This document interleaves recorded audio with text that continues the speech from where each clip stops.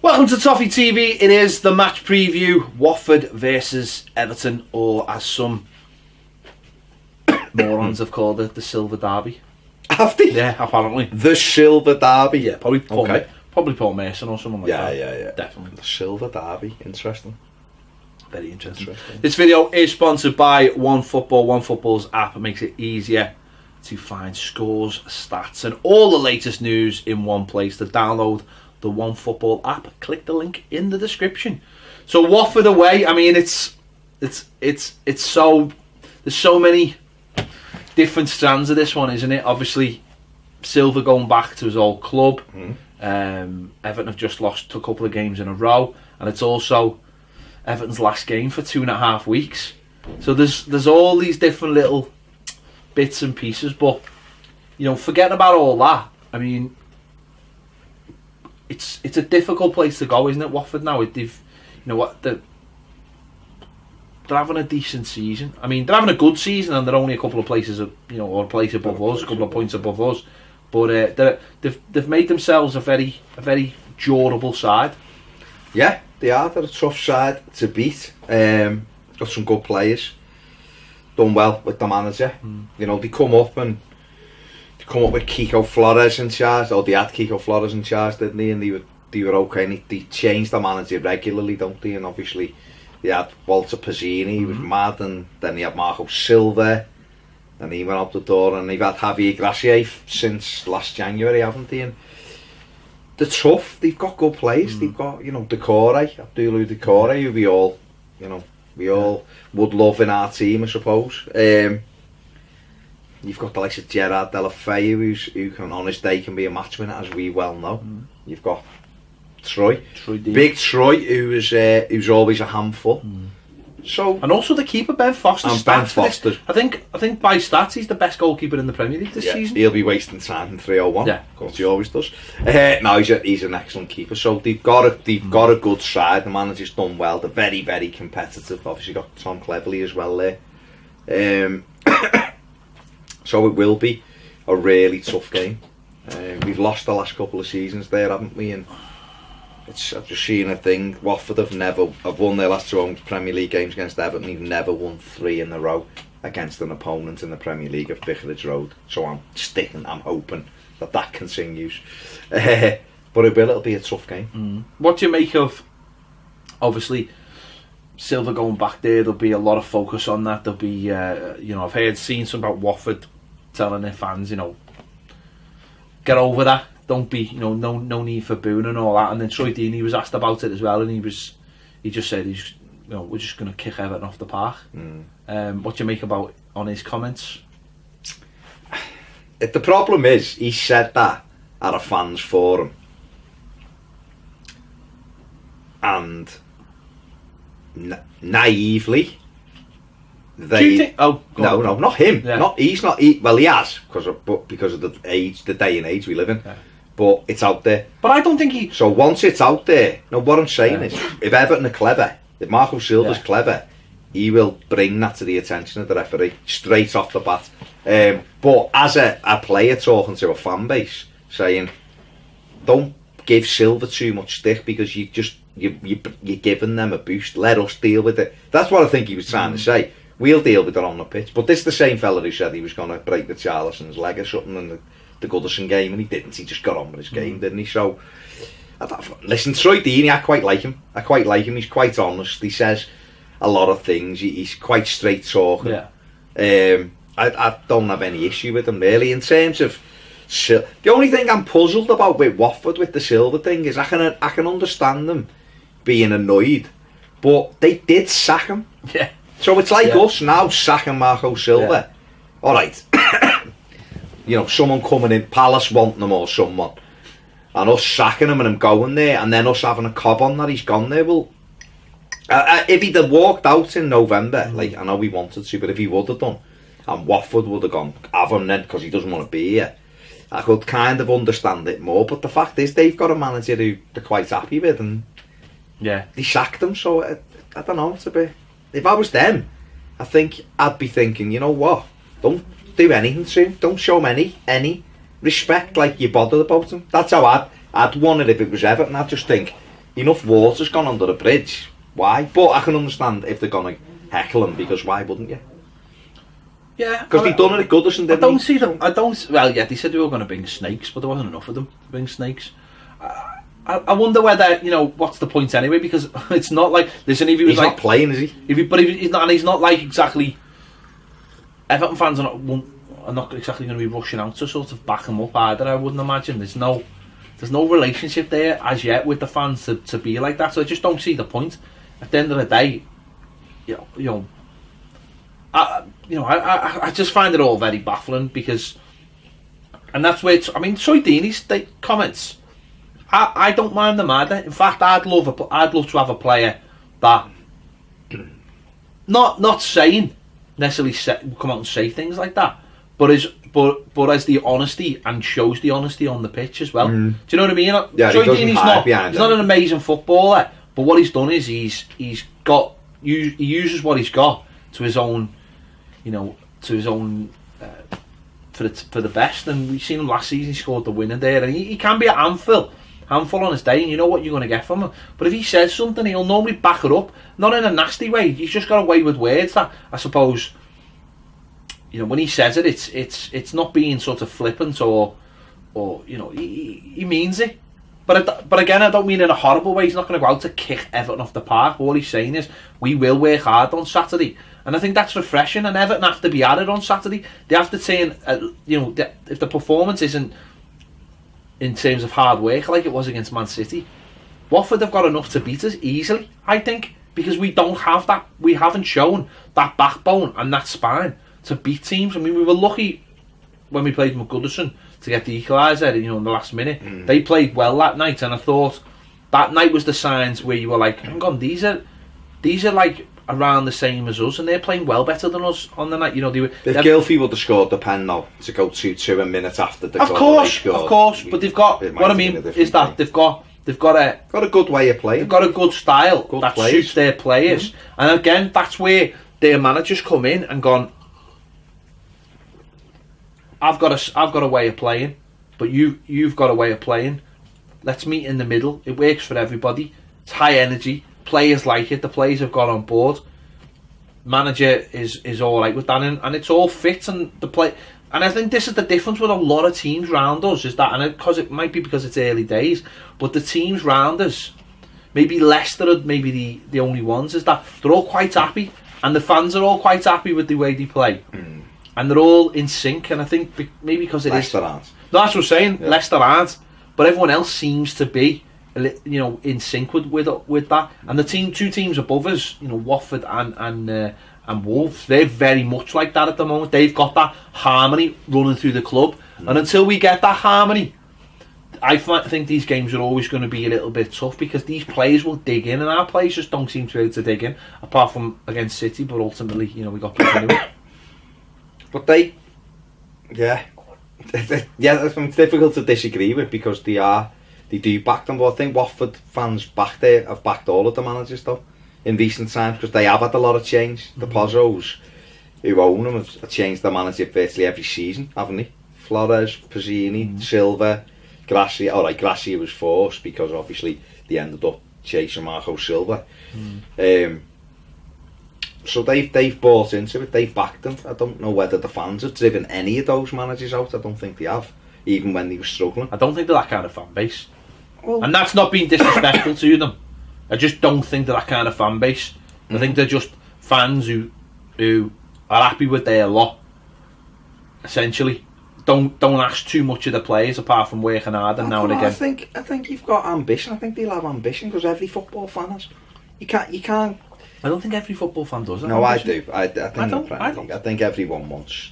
I think everybody wants to be successful. Everybody wants to do well. No, but I think a lot of teams, a lot of fans of a lot of teams that have maybe had a lot of up and downs, are genuinely happy and do have a ceiling and understand. I do honestly. I went there last year, and it was they were all very content. I felt like with what they've got, they're doing all right. Well, that's what I'm saying. This is for them. But they want to build now, don't they? In their ninth, sorry, aren't they? Eighth. But I don't think they're gonna. I don't think there's going to be any ranting and raving or anything about them. In some respects, then we could do with a bit of that. patience, couldn't we? At times, I suppose, as a fan base, because it might help the club settle down a bit. But we're not like that, are we?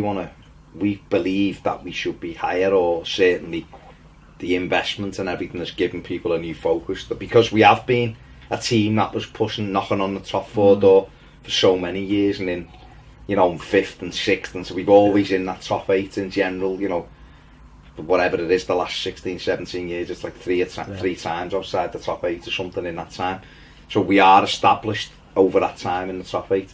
This year it might be different, you know, whichever way we go. But it's a tough game, and it's a game, you're right, we're going to have to match them. They're going to be physical, you know, and we're going to have to be able to stand up to them. And set plays are obviously a real problem. And John's just sent me a thing that Sylvan Distance just said on TalkSport about Everton, and saying he thinks the line is too high. As a defender, it's a very uncomfortable situation. You want to close the gap between the line and your goalkeeper, but at the same time, you need to be high enough to disturb the attacking players. So he thinks the players are confused in that area. Well, we talked about that before with the goalkeeper. A lot of people saying, why doesn't Jordan Pickford come out?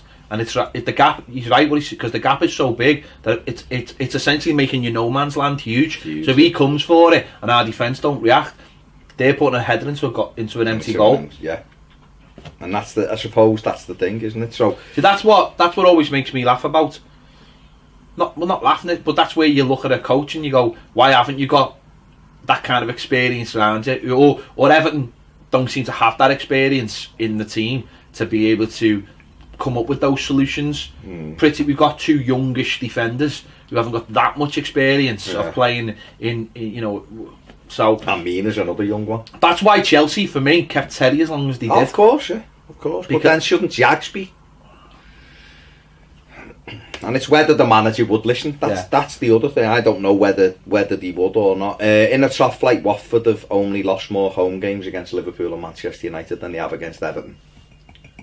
So, I mean, whether or not you buy into. These aren't in great form though. They've won 1 in 7. Means nothing.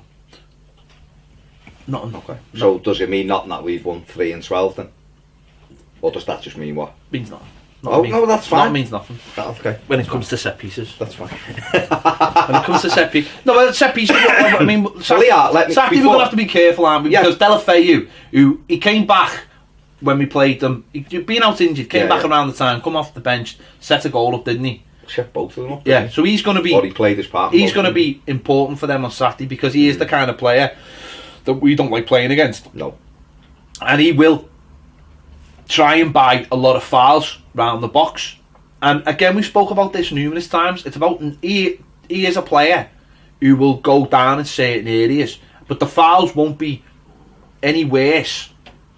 Any less than what we've seen on Richarlison. But Richarlison goes down in areas of the pitch that has no effect on the game. Yeah. Whereas I bet you Delafeu, every time he goes down, it'll be somewhere where you can affect the game. Area. Even if you don't get the foul and they turn over the ball, it's high enough for the pitch that it doesn't matter. And I think we've got to be very careful of that on Saturday, because if these whip in anything with a little bit of quality, especially, because for people like him, doesn't matter whether you think he's crap or whatever or gobby, stuff like that to him. Meat and drink. And Decore, that's what they want. You know, they've got the kind of centre backs who'll get up and score goals. Carter will get on the end of stuff. Exactly, that's the difference in games like this. If you go there on Saturday, you go, you know what, we're evenly matched. We've probably got more talented players, but I bet you they've got more hard-working players as it stands.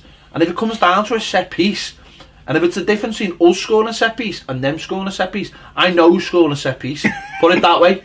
Well, what I was going to say was, you can pick a thing that'll be dangerous to us, but I can't pick a thing that'll be dangerous to them, other than if Everton play well. If Everton play at the level we can, with the commitment we showed against City, we'll beat them. We'll beat them.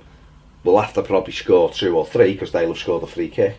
But that's what it is, right? But I can look at them and go, if they get free kicks around that, we're in trouble. Yeah. And that's not good. It's not good to go into games knowing that straight off the bat you're vulnerable off a situation. I mean, they played 4-2. Well, they played basically 4-4-2 4-4-1-1 last week at Brighton. He had Delafeu, who's the split striker, off Troy Deeney, Will Hughes, Seymour, Capuy and Cleverley. Decore wasn't in the team and he wasn't on the bench, so I don't know whether, I haven't seen their team news yet, I don't know whether he's going to be fit. That'd be a big thing if he wasn't fit for the weekend. It'd help us massively because I think he's fantastic. It'd be interesting to see the way Everton approach the game, because if he uses the same formation as he used against Man City and the same set of players doing the same thing, I think we can cause them a lot of problems. I think if he goes back to type and Sigurdsson comes back in and Richarlison comes back, maybe bring Richarlison, Richarlison coming in for Walcott. Yeah. I'm Bernard on the other side. I think we need energy in this game. But we do, because they are. Because you've got to match. You've got to. That's the it's the worst thing. It's like when we were winning games early on and we won like the 3 in a row and we like beat Palace at home. The difference was in those games, we matched them for effort and then our quality just pushed us over. Yeah. And then once that effort started seeping off, we couldn't match the teams. No. We couldn't match these at home. Newcastle going ahead, and with not having the energy almost to just get ourselves back in the game, but not enough to win the game. And I think if we can get our levels so that we're playing at that energy, and listen, it's going to be difficult Saturday again because we've had a midweek game and they've had no game. Yeah. You know, and then maybe if Mina's 50-50, he'll say, well, you know what, I'll leave Mina because we've got 2 weeks now, and that injury's flared up again. Yeah. Or then does he say, well, he's 50-50, he's got 2 weeks after this, so do I put him in? But because I mean, ideally, I want. I'd play Mina. I'd play 3 at the back. If he was fit and ready, I'd play 3 at the back and push Kenny. The change would probably be I would lose Walcott out of that. Yeah. And so Bernard would play. I'd say to Bernard, play what Delafeu's playing for these. Yeah. Float around Calvert-Lewin. Have your midfield 3 with Tom pressing almost. Play the 3, push John Joe on and push Luca Dean on, and give these something to think about, to go, well, these don't normally play this, now they're playing 3. It gives us something to have a go at, and Deeney can, Mina can bully Deeney, because they'll get involved with Deeney, because he's the more likely one to have a little bit of a go, whereas the other two, do you know what, are a bit more timid. Do you know what though? I don't mind whoever the centre back is who goes up against Troy Deeney. I don't mind that. I want to see a centre back bullying our centre forward, because our centre back, because I want to see the reaction. I want to see if they've got it in them. I know that might be counterproductive, but you play against, our defenders play against some centre forwards like Aguero and they're quick, and I want to see one try and bully them, and let's see what the reaction is. Because I think Mina comes across to me as a nice, happy, jokey lad. I want to see him get angry. Mate, I've seen him in the World Cup. He's capable of being snide. But that's what we want. He probably knew that he was backed up by the rest of his team who was snide. Whereas if he's not getting backed up by other people because they don't really know him, or because we are timid, that's one of the things that Watford will have over us at the weekend. They probably fight for each other and will be straight on the scene if there's an issue, whereas we don't. We just let players push our players around, no one gets involved. So the weird thing about that is, right, especially we're almost renowned for having a fan base that is like self-loathing. People make jokes about it, and you just think, surely you need to be a character just to play in front of us, never mind play in front of away fans. And you're thinking, or do you think that's part of it, is that players who don't have the character just wilt, and therefore because of our fan base? Maybe, who knows? It's like feeling put pass. I don't know. I don't want to say they're not performing because of us. No, I don't mean that. What I mean is you need big characters, don't you? Let's go back to Troy Deeney. You need big characters to drive, and sometimes you need more them sometimes than having the. If he played for Everton, you could guarantee he would have knocked a few of our centre half sets together for some of the goals we've let in, or he'd be getting interviewed going, it's crap. We do this all week in training and they're letting us down when they go out there. We're not doing. He would be the one saying it. Do you know what I mean? But I haven't had any Everton players saying it. We just get the rally call. We'll do it this week. We'll do it. We need to do it now. Whereas he's like, yeah, we'll we've got to do it. And he points the finger, and it's generally a reaction. Whereas maybe our characters aren't in the team, and that's what we need. But we'll know Saturday. But we've got to replicate what they did against Manchester City, and then have quality in the final third that was missing against Man City to get anything. Let's do it. Let's have a performance. Let's have a Please. Because I don't know if I can cope for 2.5 weeks. If Everton won at the weekend, it'll be the first time since 2016 we've won back-to-back away games, and it's 2019. 3 years. Well, it's like 2.5 years, but it's ridiculous though, isn't it? Isn't it? No, it to is. be talking about a team, you know, that's had investment in it, not capable of winning 2 away games on the spin. I don't put that down to footballers. I put that down to mentality. Yeah. Oh yeah. Yeah. Simple as that. It's ridiculous. That illustrates more about this football club than anything does. Mentality. Well, that's what's held us back for years, and it's still seemingly holding us back now. You need the occasional yard dog and shit house in your squad. You do. Who will do the things do the things you need to do. I know people mightn't like them, but you do need them. So characters, mate. That's what they're known as, characters. Yeah. There you go. Let us know your thoughts in the comments. Are you confident of 3 points on Saturday? Score prediction. They'll score off a free kick. That's my prediction. Okay. Or, you know, as Mr. T said, Payne. Bubbalang. Clubbalang. I know. Not Bubbalang. I was just testing like you. Bubba Shrimp. I was just testing you. You weren't used to it. Anyway. I was testing you. Okay. Seeing what your movie knowledge was like. There you go. Clubbalang. 4. There you go. What's your prediction? 2-1 Everton. We'll concede off a free kick. Right, let us know your thoughts in the comments. If you haven't subscribed, please do click the bell for alerts. And if you want more videos, join us on Patreon. We'll see you later.